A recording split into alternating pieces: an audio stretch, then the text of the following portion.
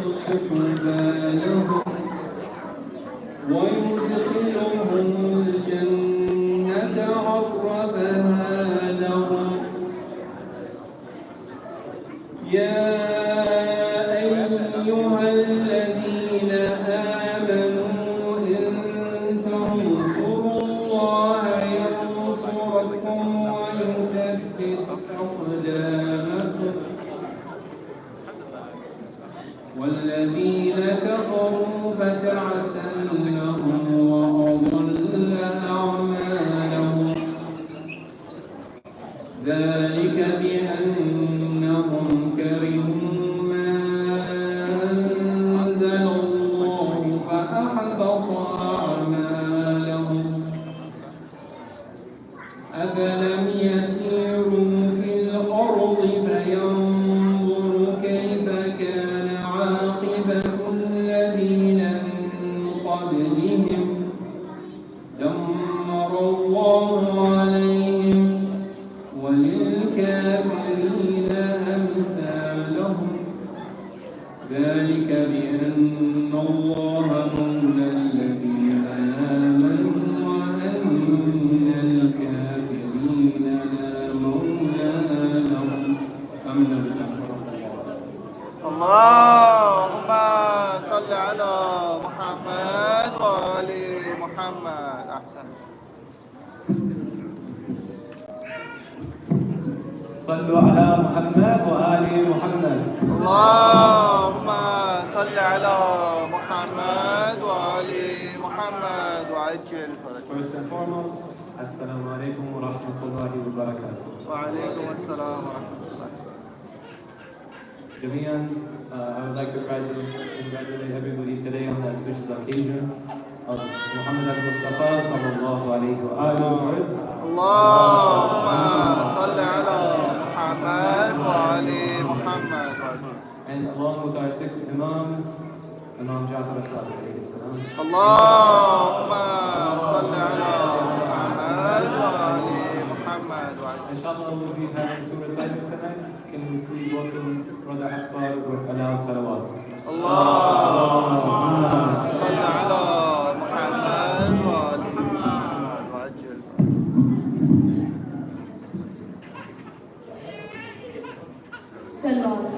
اللهم صل على محمد وآل محمد. जिसको भी मोहम्मद का वसीला नहीं मिलता, जिसको भी मोहम्मद का वसीला नहीं मिलता, जिसको भी मोहम्मद का वसीला नहीं मिलता, जन्नत तो बड़ी बात है रास्ता नहीं मिलता, जिसको भी मोहम्मद का वसीला नहीं मिलता। नस्लों का लहू मांगता है इश्क़ मोहम्मद, नस्लों का लहू मांगता है इश्क़ मोहम्मद। ये इश्क़ किसी दौर में सस्ता नहीं मिलता, जिसको भी मोहम्मद का वसीला नहीं मिलता। हक फातिमा ज़हरा का अगर लोग न खाते, हक फातिमा ज़हरा का अगर लोग न खाते, दुनिया में मुसलमान कोई भूखा नहीं होता। नारे हैदरी। जिसको भी मोहम्मद का वसीला नहीं मिलता। जिस रोज से है नहर पे अब्बास का कब्जा, जिस रोज से है नहर पे अब्बास का कब्जा, भूखे तो बहुत मिलते हैं, प्यासा नहीं मिलता। जिसको भी मोहम्मद का वसीला नहीं मिलता, करते नाली कब्जा अगर अपने मकां पर, करते नाली कब्जा अगर अपने मकां पर, हज करने को भैया तुम्हें काबा नहीं मिलता।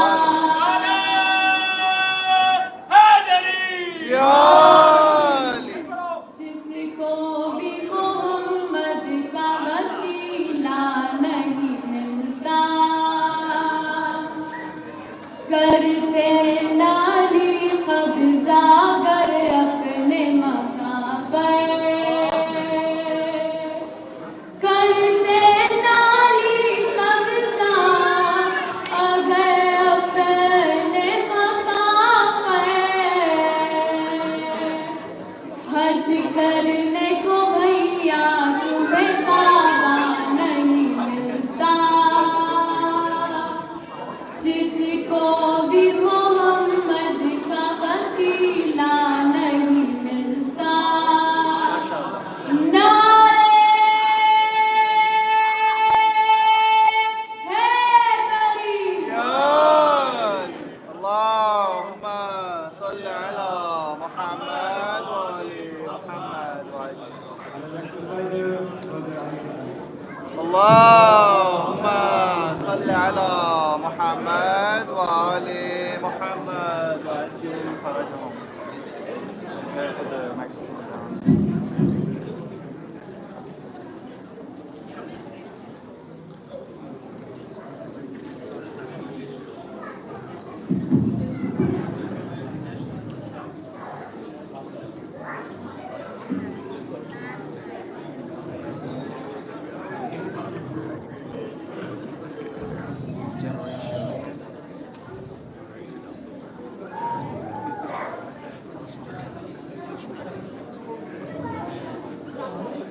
Ya Nabi Allah ya Muhammad, Ya Rasulullah ya Muhammad, Ya Nabi Allah ya Muhammad, Ya Rasulullah ya Muhammad, Ya Habib Allah ya Muhammad, Ya Habib Allah ya Muhammad, Ya Aba Zahra ya Muhammad, Ya Habib Allah ya Muhammad, Ya Aba Zahra ya Muhammad.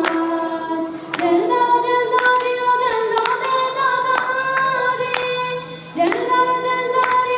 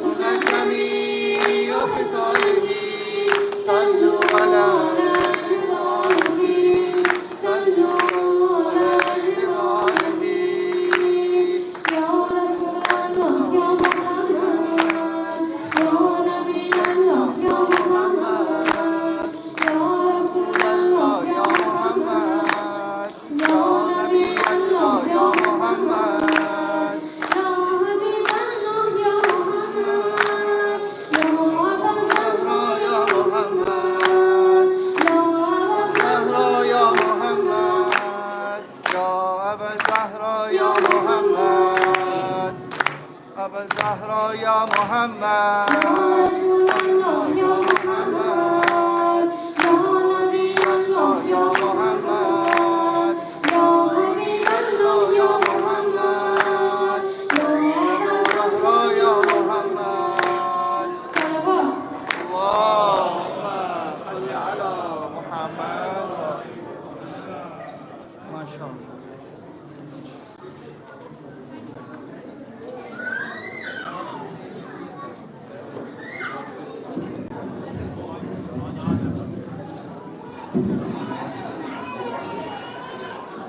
Inshallah, before we continue, for all the marhum mu'mineen, mu'minat, the ulama, the shuhada, let us remember them all with a surah al-Fatiha. Bismillah ar-Rahman ar-Rahim.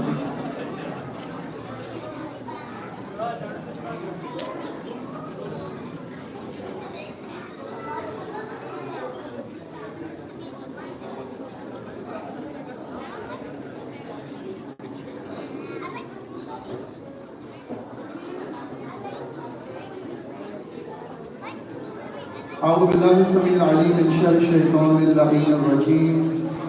بسم الله الرحمن الرحيم. سبحان الله والحمد لله رب العالمين. الرحمن الرحيم مالك يوم الدين. الصلاة والسلام والتحية والإكرام على أشرف الأنبياء والمرسلين حبيب إله العالمين أبي القاسم محمد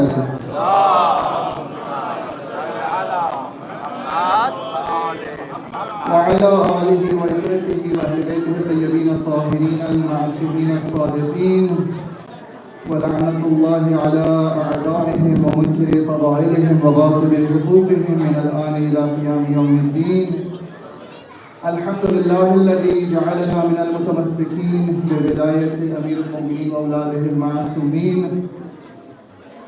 أما بعد، قال الله عز وجل في كتابه الكريم: بسم الله الرحمن الرحيم. يا أيها النبي إنا أرسلناك شاهدا ومبشرا ونذيرا وداعيا إلى الله بإذنه وسراجا منيرا.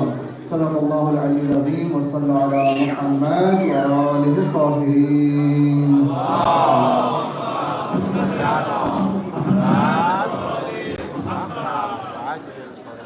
Dear respected brothers and sisters in Islam, Assalamu alaikum wa rahmatullahi wa barakatuh. We're marking tonight, or rather today was the day of the birth anniversary, according to many reports, of our Holy Prophet Muhammad Mustafa sallallahu alayhi wa alihi wa sallam. Allahumma salli ala Muhammad wa ali Muhammad. As well as his grandson, our sixth Imam, Imam Ja'far al-Sadiq alayhi salatu wassalam. Allahumma salli ala.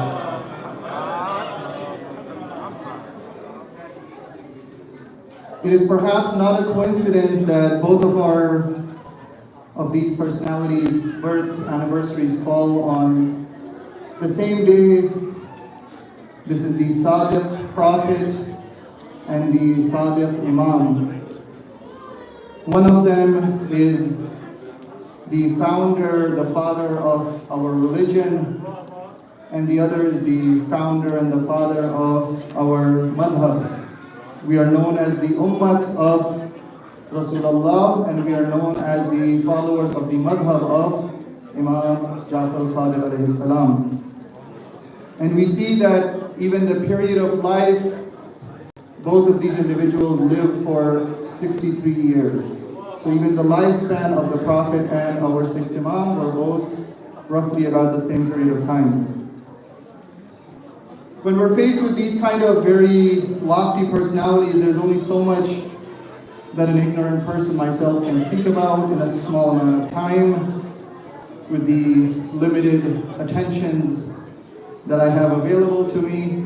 And so in that short amount of time that we have, we'll just like to discuss two verses of the Holy Quran where Allah describes the characteristics of the Holy Prophet and how and why Allah sent the Prophet as a messenger to us. On the wafat of the Prophet, we mentioned another verse of the Quran where Allah describes 5 qualities of the Prophet, and today inshallah, these are verses of Surah Al-Ahzab of the Quran. So in these verses of Surah Ahzab, verse 43 and 44, Allah subhanahu wa ta'ala says, Bismillah ar-Rahman ar-Rahim, Ya ayyuhan Nabi, O Prophet, Inna arsalnaka, we have sent you as, and then it mentions 5 qualities. Rather it says, certainly, Inna, meaning certainly we have sent you as Shahidan, we have sent you as a Shahid, wa Mubashiran, we have sent you as a Mubashir, wa Nadiran, we have sent you as a Nadir, wa Da'iyan ilallahi bi'idhni, we have sent you as a Da'iyan ilallah with his permission, wa Sirajan Munira. These are the 5 characteristics of the Prophet that Allah has mentioned here in Surah Al-Ahzab as to how and in what manner or for what purpose the Prophet was sent to mankind. So briefly go through the explanation that has been given by the Mufassirin on these verses as far as the role and the responsibility of what the Prophet sallallahu alayhi wa sallam was sent for. Sallallahu ala Muhammad wa ali Muhammad. Allahumma salli. The first quality that Allah mentions, it says that Ya ayyuhan Nabi, O Prophet, we sent you as Inna arsalnaka shahidan. We sent you as a shahid, as a witness. The Prophet is a witness upon his ummah, upon his community. Our actions, our deeds, everything that we do, the Prophet is a witness over all of this. And this is not just regarding the Muslims who lived at that time when the Prophet was alive. This is a permanent statement that the Quran is making. That over all the Muslims, the Prophet is a Shahid, is a witness over our actions. Right? This is a very deep point that requires a lot of contemplation, but unfortunately there are those who say that the Prophet died 1400 years ago. He can't do anything for you today. There's no point in visiting his grave. There's no purpose in reciting ziyarat and doing tawassul to the Prophet. This verse of the Quran is reminding us that our concept of the Prophet is not just somebody who lived 1400 years ago and he delivered this message of God and we hear stories about him and get together to celebrate his birthday. The Prophet is a living witness over all of our actions. And we are reminded to acknowledge this in every single prayer when we say, Assalamu alayka ayyuhan nabiyyu wa rahmatullahi wa barakatuh. Peace be upon you, O Prophet of God, and the mercy and the blessings be upon you. Who are you saying salam to if the Prophet is dead? Allah subhanahu wa ta'ala says in Surah Tawbah, verse 105, وَقُلْ اعْمَلُوا فَسَيَرَ اللَّهُ عَمَلَكُمْ وَرَسُولُهُ وَالْمُؤْمِنُونَ. Allah says that tell the people, do your amal, do your good deeds, فَسَيَرَ اللَّهُ عَمَلُكُمْ. Allah will see your deeds. But it doesn't stop there. وَرَسُولُهُ. And His messenger will also see your deeds. And it also mentions, وَالْمُؤْمِنُونَ, the mu'minun will also witness your deeds. And of course, when the Aima alayhi salam are asked, they say, we are the mu'minun that are being referred to. There's many narrations that are mentioned to explain this verse of the Quran, that the Prophet sees your deeds. What Allah is saying in Surah Tawbah, but one hadith given the occasion, the hadith is mentioned in Tafsir al-Safi from Imam Ja'far al-Sadiq alayhi salatu was-salam. Allahumma salli ala Muhammad. Where the sixth Imam says, Inna a'mal al-ibad tu'radu ala Rasulillah sallallahu alayhi wa alihi kulla sabahin abrariha wa fujjariha. The sixth Imam says that every day the a'mal, the deeds of the ibad, of the servants of Allah are presented before Rasulullah sallallahu alayhi wa sallam. And the Imam says, abrariha wa fujjariha, your good deeds and your bad deeds. All of this is on a daily basis. The report is presented before Rasulullah himself. And then the Imam says something very powerful. He says, فَحْذُرْ فَلْيَسْتَحِي أَحَدُكُمْ أَنْ يَعْرِضَ عَلَى نَبِيِّهِ الْعَمَلِ الْخَبِيرِ. The Prophet says, the Imam says, so be careful with your actions. Have some shame so that your ugly deeds are not presented in front of Rasulullah sallallahu alaihi wasallam. When I do my prayer on time, the Prophet is made aware of this. When I give in charity, the Prophet is made aware of this. When I'm kind to my family members, the Prophet finds out about this on a daily basis. And similarly, when I disrespect my parents, this is presented to the Prophet on a daily basis. When I do ghibat of mu'mineen, this is presented to the Prophet on a daily basis. And so, on the day of judgment, the Prophet will be this shahid, will be a witness over our actions in front of Allah subhanahu wa ta'ala. We know that the Quran talks about that there's going to be different witnesses on the day of judgment. The earth will be a witness, your eyes and your ears will be witnesses. There's different parts of the world that will be witness.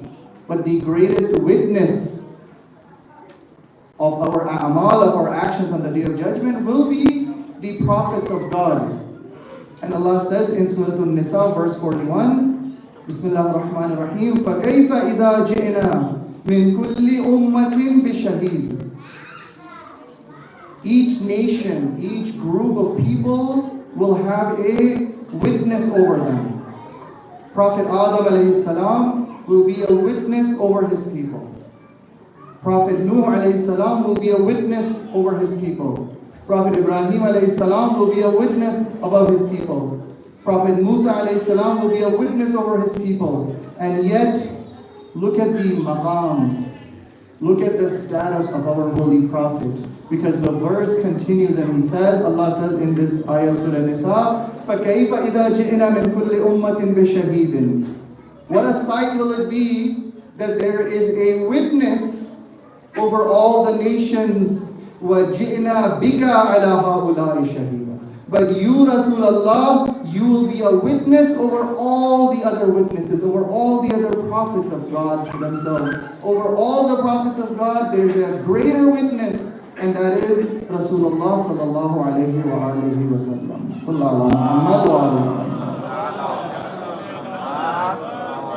alihi. So the Prophet is not just a witness above his nation, but rather the Prophet's maqam, the status of our holy Prophet, is that he's a witness above all the Anbiya and the Mursaleen, above all the other prophets and messengers of Allah subhanahu wa ta'ala. Sallallahu ala Muhammad wa ala Muhammad. Allahumma salli.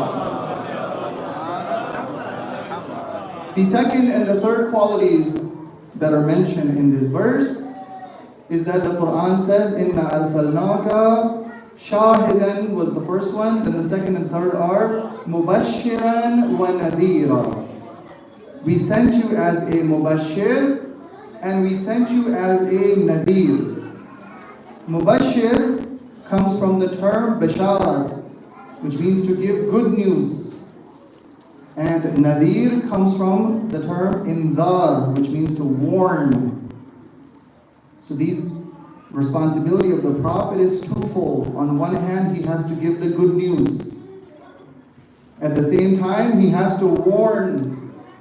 So we're not just happy-go-lucky, positive things all the time. When necessary, the Prophet has to mention, the Quran has to mention the burning fire of Jahannam and the boiling water and the cactus that we get to eat and all of these things. So the basharat and the indar have to go hand in hand. On one hand, the Prophet is giving good news.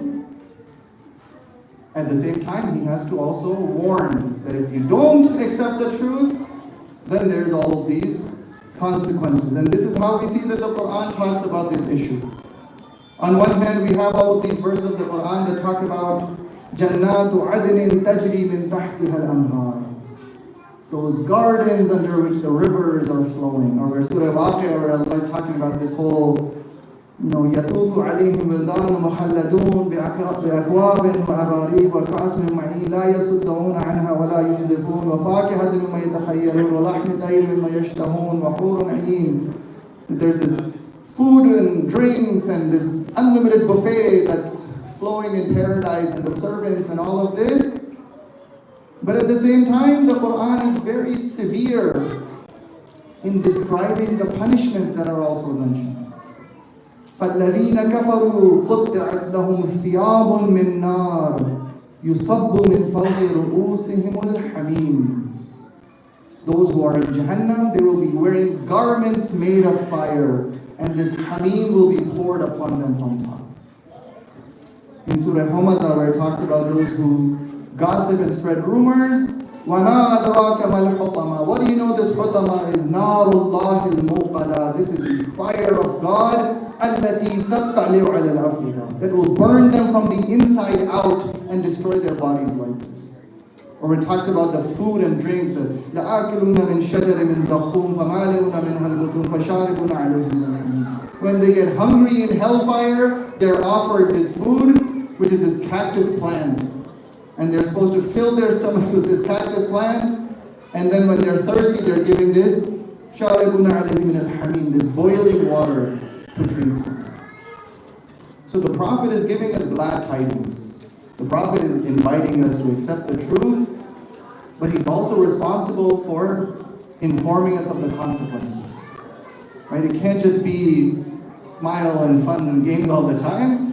We start with a positive approach. That is what's preferable. We talked about this in the Tafsir of Surah Nazi'at on Thursday, that when Allah sends the Prophet Musa alayhi salam to Fir'aun, he says, would you like that I purify you?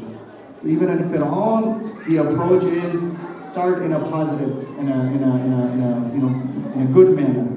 But if the message doesn't get across, then there's the threat of Jahannam. That's always going to be there.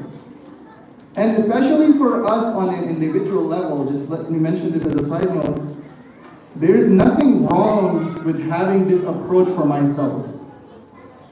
Yes, I should wake up for Fajr namaz in the morning because I love Allah and I love to pray and I love to worship, and yes, that's true.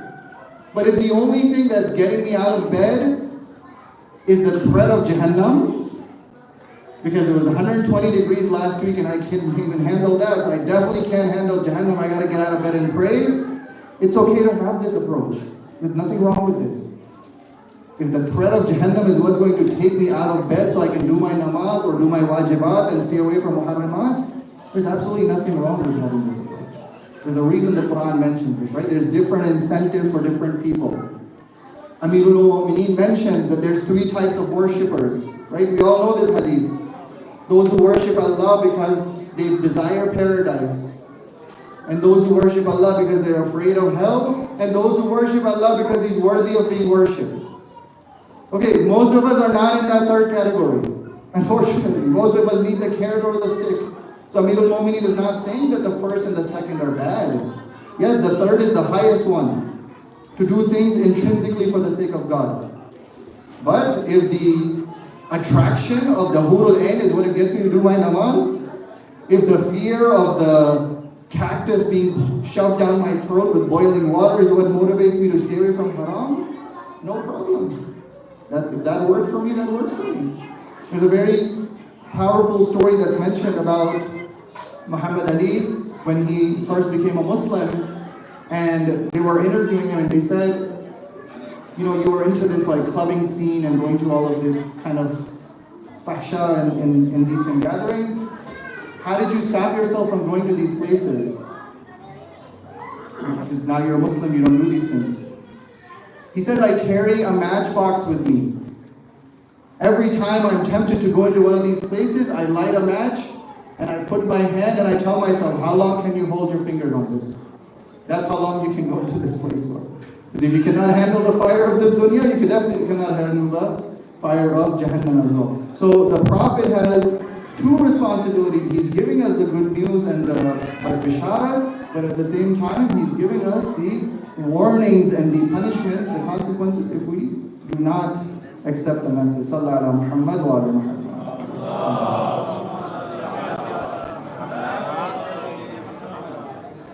The fourth quality of the Prophet that is mentioned here is da'iyan ilallahi bi'idhnih. That he invites toward Allah with the permission of Allah. Once the Prophet has done the bisharat and the inzar, when he has given you the good news and the bad news, and hopefully once we've accepted his authority, now the next step is to be guided and be taken toward Allah subhanahu wa ta'ala. Now there are 2 points that the Mufassirin mention in regard to this portion, that he is da'iyan ilallah, he calls toward Allah bi'idhnih, with the permission of Allah. They say the first point is this, is that the Prophet is da'iyan ilallah. He is calling them toward Allah subhanahu wa ta'ala. The Prophet's job is to hold my hand and take me toward God. The ultimate destination, the ultimate goal is what? Is to go toward Allah subhanahu wa ta'ala. The Prophet had a very high maqam. The Prophet has a very high position. The early Muslims truly loved the Prophet. They had a lot of admiration for the Prophet. We've talked about this in previous programs, that the Prophet had a very magnetic personality. People were drawn to him. People were attracted to him. People just like to sit there and listen to him speak. He was very, very attractive as a person. He was a very magnetic individual. But he doesn't stop there. You know, everybody is attracted to him. Everybody loves him. Everybody gravitates toward him. He doesn't stop there. He recognizes, I am not the goal. You all come toward me. I will take you to Allah subhanahu wa ta'ala. Right? This is the difference between a cult leader and an actual prophet or an imam or a waliullah. A cult leader will just build this crowd around themselves and they become the mahwar and the center and the focus and everything's about this individual. But the Prophet is giving us this message that I am using my magnetic personalities to attract all of these people toward myself, and then I will take them toward Allah subhanahu wa ta'ala. I am not the goal and the destination, Allah is the goal and destination. And when things would happen, where this kind of stuff would happen, the Prophet would correct it right away. There's a narration that's mentioned that when the son of the Prophet, Ibrahim, passed away, and then a day or 2 days later, there was a lunar eclipse. And a lot of Muslims started to say that there's a lunar eclipse because the moon is mourning for the son of the Prophet. If you're a cult leader, you let these things slide, or you encourage and you feed these things. But the Prophet, his goal is da'iyan ilallah. He has to take people toward Allah subhanahu wa ta'ala. He's not going to allow nonsense superstitions to come in. So he immediately corrects the people. He says, no, that lunar eclipse, this is among the ayat of Allah. This is one of the signs of God. It has nothing to do with the death of my son. You see the integrity of this person, that his mission and his goal is to take people toward Allah subhanahu wa ta'ala. And this is one of the evidences that we have of the truthfulness of the Prophet and his mission. Because if he was not a truthful person, if this was all a con and a scam, then a person who is this charismatic, they just gather people toward themselves and it just becomes a cult of personality. But the Prophet was very, very insistent that I am not the goal and destination. My goal is to take you toward Allah subhanahu wa ta'ala. Salli ala Muhammad wa ala Muhammad.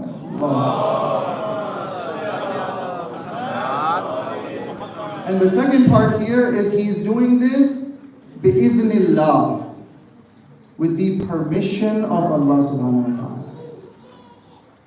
He's not telling you to perform your prayer because he feels like it. It is by the command of Allah.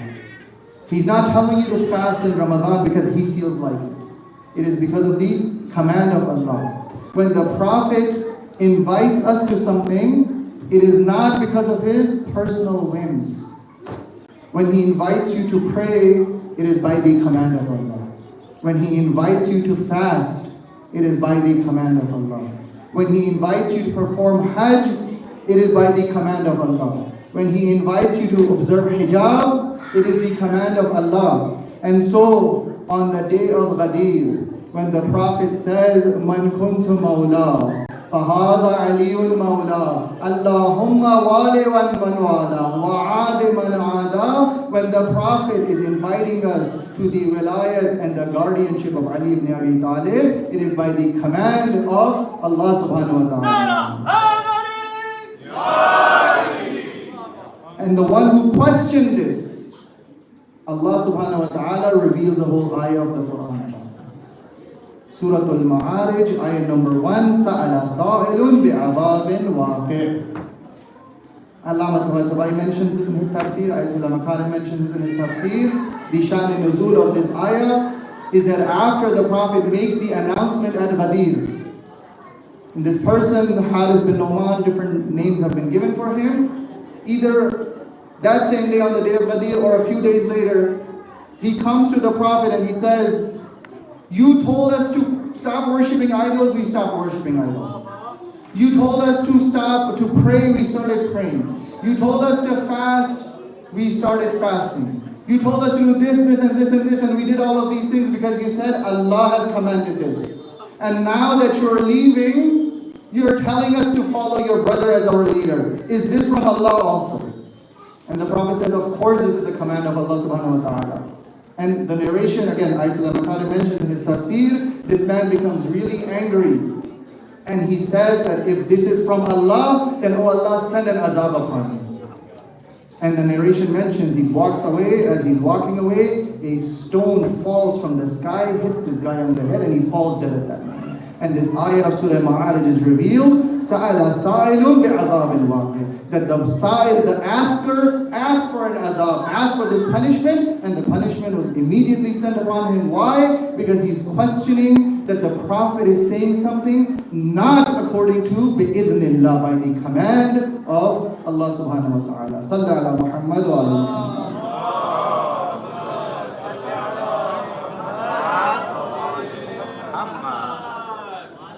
And finally, the fifth quality of the Prophet that is mentioned in this ayah is that he is Sirajun Munira.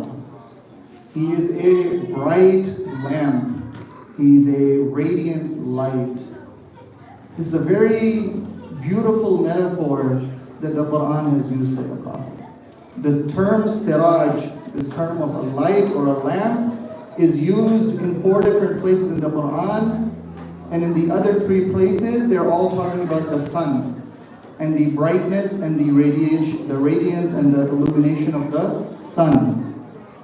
So now, looking at the Prophet himself, there are 2 different ways to look at this concept of how the Prophet is this bright light, this radiant illumination that is sent by Allah subhanahu wa ta'ala. Firstly, through his message and through his teachings, the Prophet illuminates us from the darkness of ignorance. He's like that sun which illuminates everything that comes in its way. The second meaning of this Sirajun Munira, this bright light, is that the message of the Prophet, the teachings of the Prophet, they are a clear light for everybody. You have to be blind, or you have to deliberately close your eyes in order to not benefit from the teachings of the Prophet. Anybody who can see can benefit from the light of the sun. But somebody who's blind, they don't benefit from the light of the sun. Or there are certain creatures like bats and owls that they cannot handle the light of the sun during the day. So they're considered nocturnal creatures. So someone has to deliberately ignore the truth in order to not recognize the truth of Islam, in order to not recognize the message of Rasulullah. The message of Islam, the teachings of the Prophet, they're like a bright lamp, this bright light that not only illuminates mankind, but it is clear like the sun for anybody who's willing to open their eyes and look at it. We're remembering also Imam Sadiq alayhi salam today, so I'll mention this as a final point and then we'll conclude. The Sirajun Munir, this bright lamp that is the seerah of the Prophet and the teachings of the Prophet, the way in which this lamp remained bright, the way in which this lamp remained radiant is through the sacrifices of his family. It is through especially the sacrifices of Imam Hussein alayhi salam that this lamp remains bright. And this is why the Hadith Qudsi says this, Inna al-Hussein misbahul huda. And Hussein is that beacon of guidance. Just like the Prophet is Sirajul Munir, Sayyid al-Shuhada alayhi salam is misbahul huda. Is that beacon, is that lamp and that light of guidance. And similarly, when there is a period of confusion and misguidance for the Muslims, it was the contributions of Imam Ja'far al-Sadiq alayhi salam that kept the true teachings and the true message of the Holy Prophet alive. Not just for the Shias, but even for the other schools of Islam. When their scholars wanted to access the Sirajun Munir, the bright lamp of the teachings of the Holy Prophet, they have no choice but to come to the door of Ja'far al-Sadiq alayhi salam. According to Shaykh al-Mufid, he has mentioned that over 4,000 students from all different schools of thought within Islam, they came and they benefit from the teachings of Imam Sadiq alayhi salam. The famous statement from Imam Abu Hanifa that لَوْلَا سِنَتَانْ لَهَلَكَ نُعْمَانْ. If it weren't for those 2 years that I spent in the tutelage of Imam Sadiq alayhi salam, لَهَلَكَ نُعْمَانْ, I would be dead. One of the main founders of the madhahib of Ahl Sunnah, he says this about our 61. And we know the others were students of Imam Malik was also a student of Imam Sadiq alayhi salam, and so on, and how that legacy continues. And so as we remember the Prophet ﷺ being this Sirajun Munir, the final point that's mentioned in this ayah, this bright light which illuminated the hearts and the minds of the people, let us also not forget the contributions of his family, and especially Imam Ja'far al-Sadiq alayhi salam, who kept that light alive, who kept that light going and allowed the Muslims to continue to benefit from the Sirajul Munir, from that bright light, from the radiance of the Holy Prophet sallallahu alayhi wa sallam. Sallallahu ala Muhammad wa ala Muhammad. So to summarize, in this ayah, this is Surah Ahzab, ayah 43 and 44, Allah subhanahu wa ta'ala mentions 5 characteristics of the Prophet. Ya ayyuhan Nabi, O Prophet, surely inna arsalnaka, surely we sent you as number 1, as a shahid, number 2, as a mubashir, as a giver of good news, wa nadhira, as a warner, wa da'iyan illahi bi'idhnih, as the one who calls toward God with his permission, and number 5, as wasirajan munira, as a bright lamp or a bright light. We pray to Allah subhanahu wa ta'ala that may He give us the ability to follow in the footsteps of the Prophet and his family.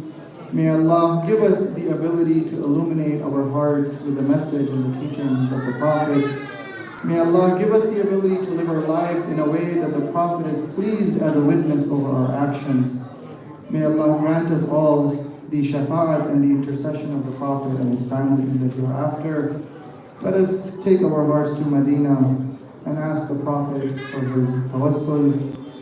Ya Abul Qasim, Ya Rasulullah, Ya Imam al-Rahmah, Ya Sayyidina wa Mawlana, إنا توجهنا واستشفعنا وتوسلنا بك إلى الله وقدمناك بين يدي حاجاتنا. All together. يا وجيها عند الله اشفع لنا عند الله. يا وجيها عند الله اشفع لنا بحقك وبحق أولادك الطاهرين. الله. Inshallah, let's conclude the program by praying for the safety and well-being of our Imam altogether. Bismillahir Rahmanir Rahim. Allahumma kun li waliyyik al-Hujjat ibn al-Hasan salawatuka alayhi wa ala في هذه الساعة وفي كل ساعة وليا وحافظا وقائدا وناصرا ودليلا وعينا حتى تسكنه أرضك وتمتعه فيها طويلا برحمتك يا أرحم الراحمين. For all those who are sick, in need of our du'as, let us recite this ayah all together. Bismillahirrahmanirrahim. أما يجيب المضطر إذا دعاه ويكشف السوء.